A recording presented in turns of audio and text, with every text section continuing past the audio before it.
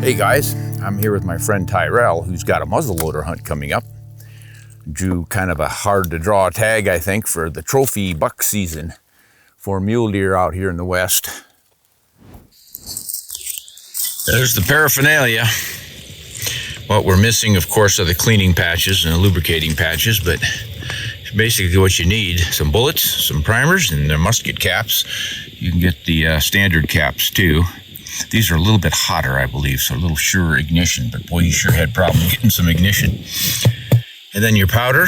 This is not black powder, it's a substitute, but does about the same thing for velocities. He was averaging 1,550 feet per second, roughly. See how dirty things get? But that's the basic system. And for those of you who know all about muzzleloaders, this will be no big deal, but a lot of guys have been asking about how it all works and everything, so that's kind of what we're going to go through. Right now, Tyrell's loading it up. So he's got the powder dose. He pours it into this.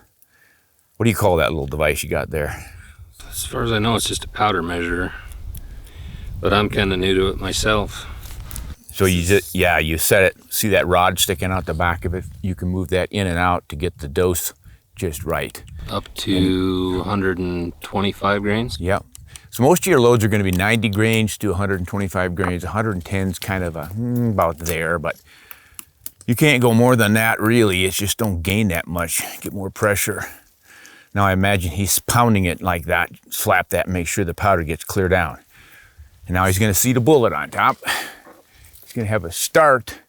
That's the starter. You get that bullet started, you drive it down in there before you use the ramrod.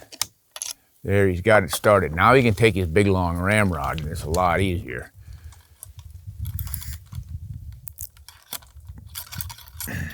And most guys get a routine, like they'll hit it twice once it's seated to make sure it's seated with the same pressure each time. You might tap, tap, tap 3 times or tap 1 or something like that. If you've got a system yet, Tyrell? Just kind of go off the feel so far. Okay. And then a lot of guys will also mark the rod so that when you come down to 110 grains of powder with your bullet seated on top of it. Which this one does have on there. Yep. Then you've got a little mark on your rod so that it ends up, yep, there you go. Good way to do it. Okay. Now this is a cap lock, I assume, or do you have a shotgun primer in it? No, Idaho, no shotgun primers. These are just percussion or musket caps. Musket caps, okay. So now you're going to cap it. Show us where you cap that baby then. Just right at the breech, huh? Oh yeah, this is a different type of muzzle loader. It's kind of a modern style where you can go right into the breech and screw the breech out. The real old-fashioned muzzle loaders, of course, had no open breech at any point, which is a little less convenient because this one you can just screw that thing off, that breech cap, and then clean it, look right down the barrel. The old ones you couldn't. All right, so you've got the bullet, powder, everything's ready to go. All you need now is to put that primer, that musket cap on there and fire, right? Yep. Okay, let me get out of your way before you load that baby up.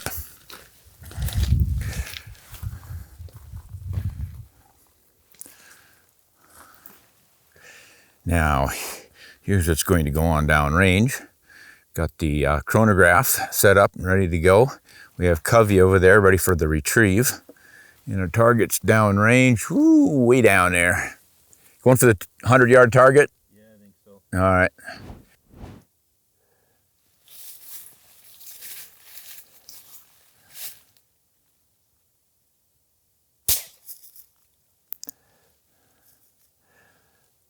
That is a hang fire and now a non-fire. Notice how he's hanging in there? It just went click. It didn't go off, but sometimes there's a spark in there and it eventually gets the powder ignited. So don't just immediately start swinging that muzzle around. Keep it pointed down range for a reasonable amount of time to make sure it's not a hang fire, which means it doesn't fire instantly. So you think you had a bad primer? Yeah, I get a couple of them every so often out of that. Yep. Yeah, I had a buddy, we stalked this whitetail. He made a perfect long stalk and he got in for a nice shot on it and click. Got a hang fire or no fire out of his primer, and the deer perked up and looked over there, and he slipped another one in, Same thing happened. Third time it happened, the deer left and he never did get a shot off. Bad primers from, I don't know if they were old or had gotten wet or what, but that's one of the hazards of the many that you put up with muzzleloaders. Moisture has always been a problem for them, which is one of the big reasons they invented breech loaders and the brass cartridge case.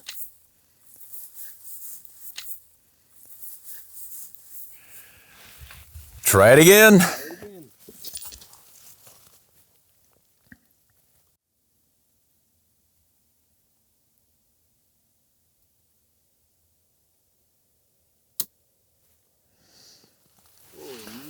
Holy moly, you need new primers. I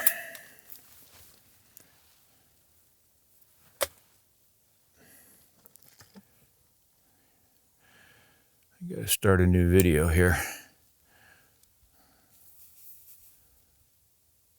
All right, we're rolling.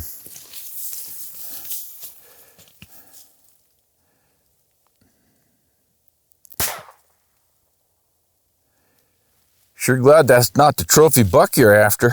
Good grief. How old are those primers? I just got them last year. Huh. Where'd you store them, in the bathtub? No, in that ammo case. Really? Yeah. Uh. I'm even putting a little bit of powder in there with it. Maybe that's your problem. Is it FFFG? FFG. This gun calls for FFG, not triple. Okay. But I wonder if maybe my breech plugs needs to be cleaned out, huh? Maybe. Try one more, I guess. Try one more, or do you want to clean it first? Try one more and then clean it. I don't want it to hang fire, but... Yeah, you gotta definitely fix that.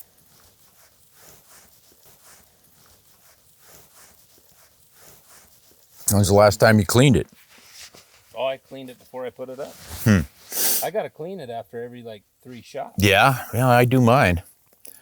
And that's another important lesson, is keeping them clean. They foul up so quickly.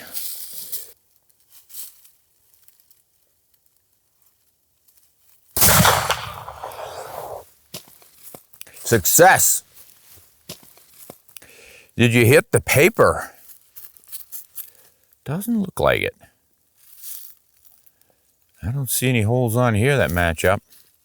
Were you shooting at the 100-yard target? Mm-hmm. Well, the second one, whichever. That's yeah. That's it. Started charging that primer a little bit. Not much, just a couple.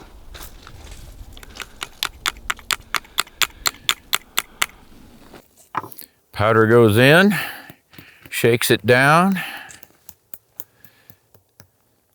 And now he grabs a bullet.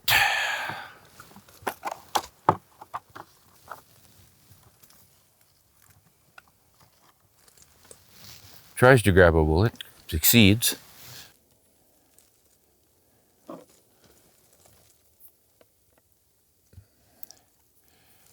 Here's his little bullet starter.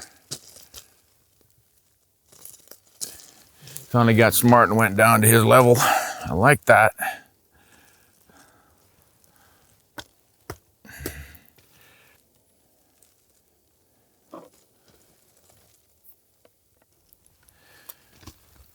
And here's the ramrod. Notice how much harder it is for him to get that ramrod down now, because the barrel is full of soot from the previous shot. This is why you have to clean them completely about 2 or 3 shots. They just get too hard to load anymore. Now he can feel it and also look at the mark he had on his rod. All right. He hoped he's grabbed an effective musket cap this time. Really hope so, because these are the only ones I got is this batch. Can you get someplace to find some, or are they all out? They're not easy to find. Not as hard as rifle primers, but they're still not easy. 209s are easy. Yeah? You got 1,450 feet per second on that first shot, so pretty good velocity. What weight bullet is it? 385.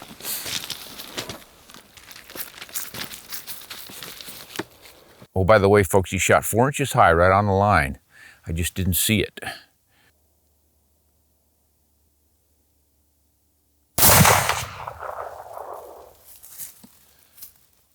Moke. You know what? You're about 4.5, 5 inches to the right on the line, the bullseye center line. Okay. Yeah, you're on the actual black line, an inch from the edge of the paper. The last square. You did what? It'd be inside a pie plate, though. Yeah. I think that's a 12-inch paper. Yep. 6 inches either way and up and down, so you'd have probably got your deer in the front of the shoulder if you were holding behind it. Exactly. Might have been a gut shot the other way, though. So here he is loading up again, folks. This is the thing about muzzleloaders, why most people got away from them back when if you have a lot of time and you enjoy this kind of thing, it's fun, but it's a process. And you have to really work at it to get everything down, kind of do a science. You have to know exactly the load you need, how well it's going to shoot, and then how to load that rifle with confidence so that you do it right, and how to aim so you do that right, and just get everything down so it's almost second nature, and then be willing to put up with these little things like doesn't go off. Minor issue, but but it does give you an extra season in many states, if not most. Here in Idaho, you get one deer a year. You can hunt it with a muzzleloader or archery equipment or regular rifle, but you've got to choose. You don't get extras. Sometimes it's easier to draw a tag if you go muzzleloader. Sometimes you get a better season, like during the rut or late season when they're off the mountains and down in the lowlands and things like that. But most muzzleloader hunters, I think, this is my impression, is that they just enjoy muzzleloaders. To them, I think muzzleloaders are like I think about regular rifles. I enjoy building reloads and tweaking my rifles and tuning them so they do what I want them to do. And the muzzleloader guys are just like that. I've got a good friend, not maybe 2.5 hours from here, who just, he works it to a science. He's got lots of big elk and mule deer with his muzzleloader. If I remember right, he even shoots a flintlock. But he really gets it down to perfection. But he's kind of a perfectionist with everything he does. Nothing wrong with that. What are you going to do now? Shoot a group, or are you going to go for a longer target, or what? I'm going to shoot one more at that. So. All right. See if you can get a 6-inch group. What have you done in the past with this, Tyrell? Has it grouped like 3 inches at 100 or anything? Yeah, probably that. But I'm still newer with it, so it's any given day could be a little bit different. But I've been happy with it. I can't recall my absolute best group, but probably about that. Surprised you didn't say it was a one-hole group all day long. Because that's kind of the standard on the internet. It's not a fishing story. What was your velocity on that last one? 1591. There's quite a variation there.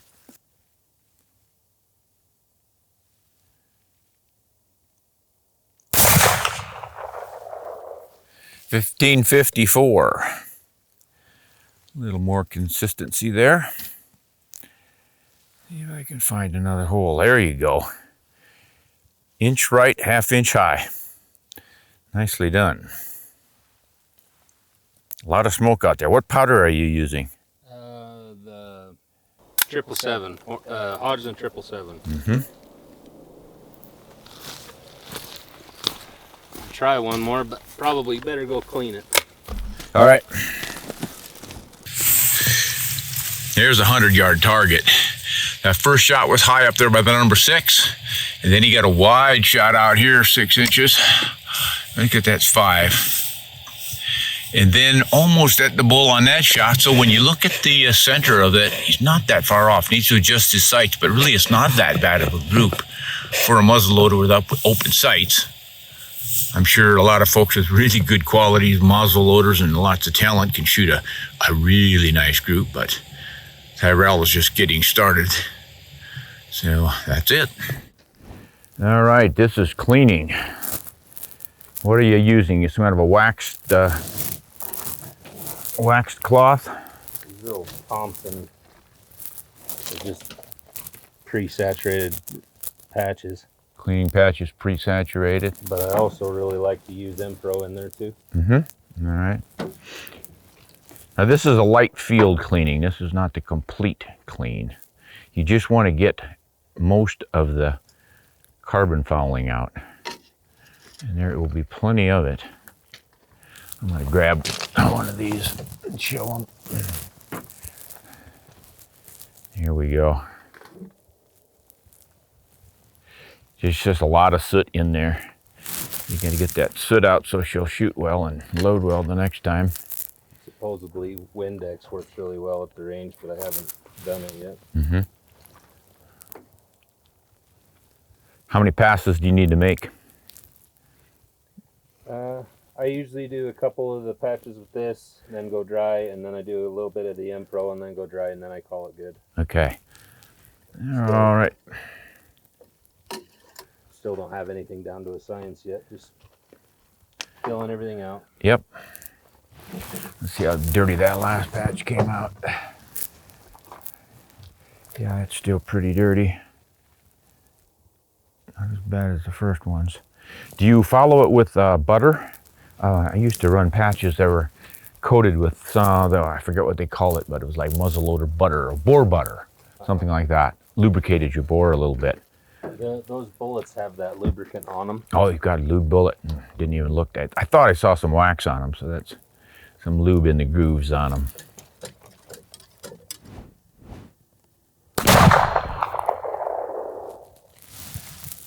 $15.20.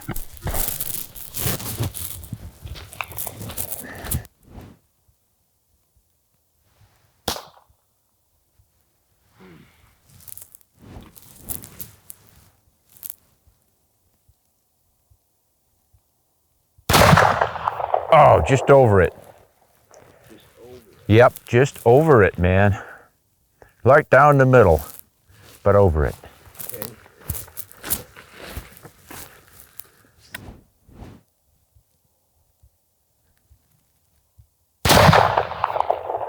You hit the post on the right.